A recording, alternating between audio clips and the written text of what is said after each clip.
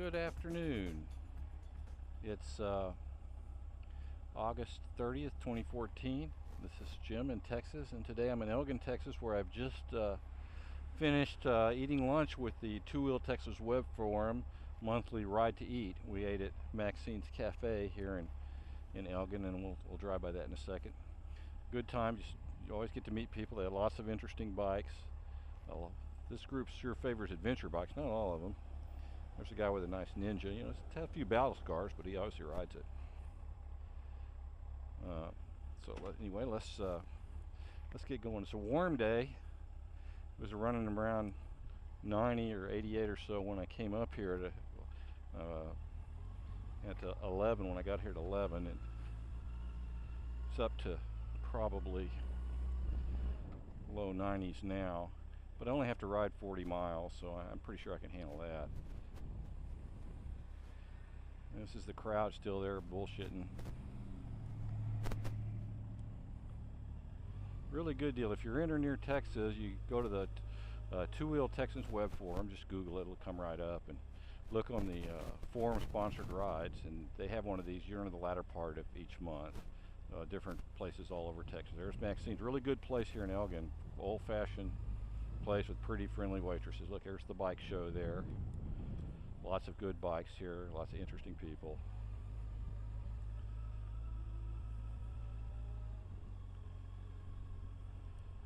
What's this pickup doing? He doesn't know.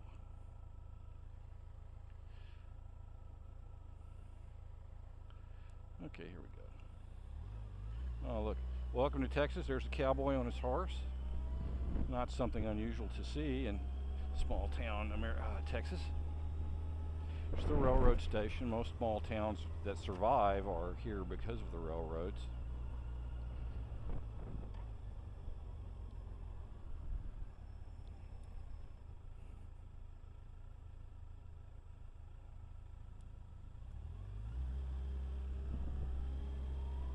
Elgin Local Goods Market.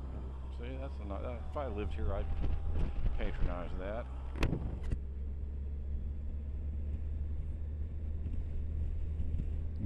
Tattoo parlor, former service station, and we're leaving the historical district.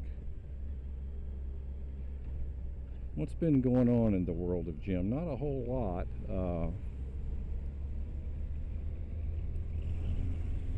Not a whole lot of really interesting things to talk about. There's a nice red brick house.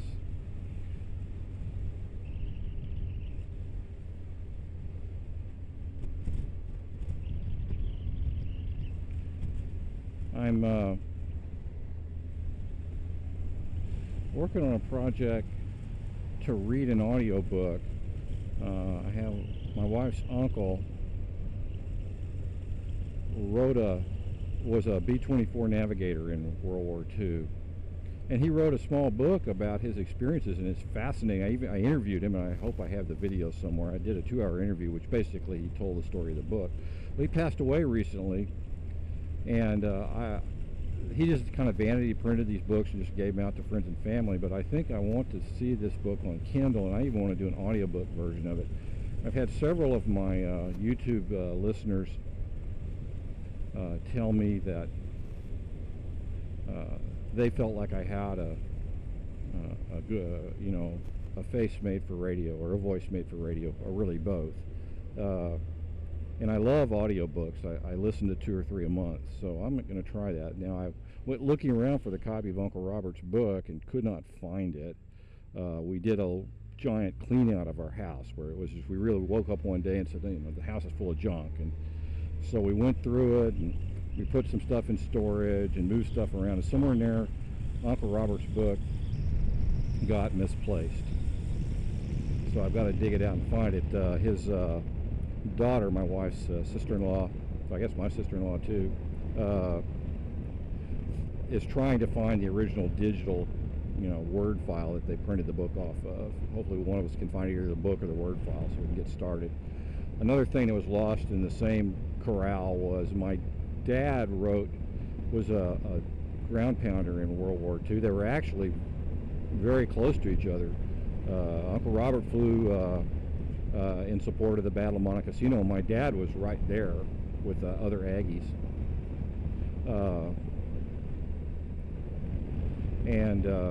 Anyway, a few years ago, my dad passed away many years ago, but I think my GPS is kind of, you know what, when you're in a strange city, you need to use Google Maps, because Waze just, in these little cities, Waze just goes nuts. I think I went out of my way here. Anywho, my dad wrote, I found a stack of V-mail that he wrote when he was in Africa and in Italy. My dad was one of the first GIs into Rome on June 5th, 1944, with the 88th Infantry Division. But anyway, I just kind of copied these V-mails and I put some narration in there and made really almost just a pamphlet, giving some background on it. And I just gave that out. And I did this like 15 years ago. And I decided I want to go back and make that into a real book. I want to go to Texas. He was a cadet at Texas A&M in the class of 44. He was called up at the end of his sophomore year of college, because you do the math. If you're in the class of 44, that means you started college in the fall of 1940. And what happened in December of 1941? Pearl Harbor. So since my dad's whole class basically had 2 years of military training, A&M was all cadet in those days. All those guys it's the end of their sophomore year, went straight into the Army or the Air Force, which was the Army back then. So anyway, the letters were quite fascinating.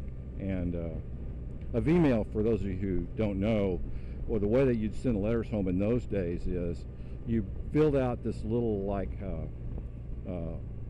4-inch by 6-inch little form that was your letter, and then they took somebody in your unit had to censor it. Unless you were an officer, then you could censor yourself, although some of my dad's letters had stuff blacked out.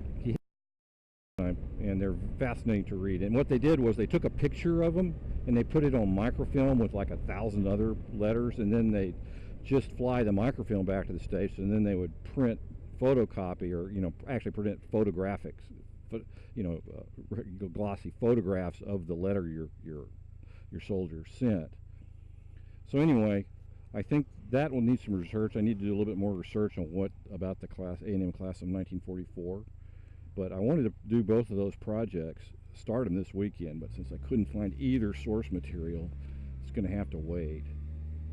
I already ordered a mixer. I'm going to do a real audiobook. You have to have pretty good audio equipment, so I'm trying to put that stuff together. I hope I can find those 2 books. God, it'll suck if I've lost them both. So I said, well, my wife is working today, so didn't have any big plans for today. So, well, I was going to spend the morning working on these books, but instead I'm going to decide to ride the bike. Don't like riding in August, but it's only 90 degrees right now, which is, balmy. It's less than body temperature anyway. And I should turn right here, I think. Yeah. I forgot the remote control for my camera for my Drift HD that I'm talking to you on.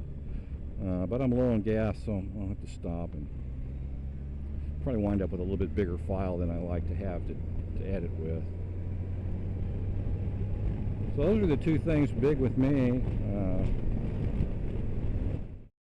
Got a lot of response from my last 2 videos where I shouted out several good YouTube motovloggers. Still waiting for Bilma. Tracy, aka Boostosaurus Rex, has recently gotten married, if you haven't heard the gossip, and apparently he's got a super wife, because they're going to do another 50 states together, according to his Facebook page. So Mr. and Mrs. Boostosaurus, good on you.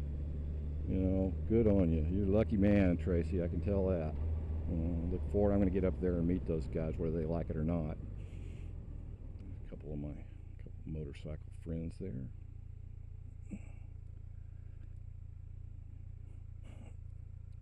Harleys, but that doesn't prove they're bad people just because they ride a Harley. I mean, it might mean they want to be bad people, but they're probably good people with just a secret fantasy life. Okay. Alrighty, I'm going to take my helmet off and turn this camera off. Oh, well, that looks like a pretty girl on a Ninja 650. No, she didn't come in here. I mean, I'm old enough to be her grandfather, but, I can look. I can think. Well, anyway, this is Jim. I'm in Elgin, Texas, August 30th, 2014. Two Wheel Texans Ride to Eat Lunch. I just want to say hello to all my moto vlogger friends, and particularly thank I've got a couple of new subscribers. I may get up to 1,000 one of these days. Yeah, but even if I get only 999, I appreciate every one of you.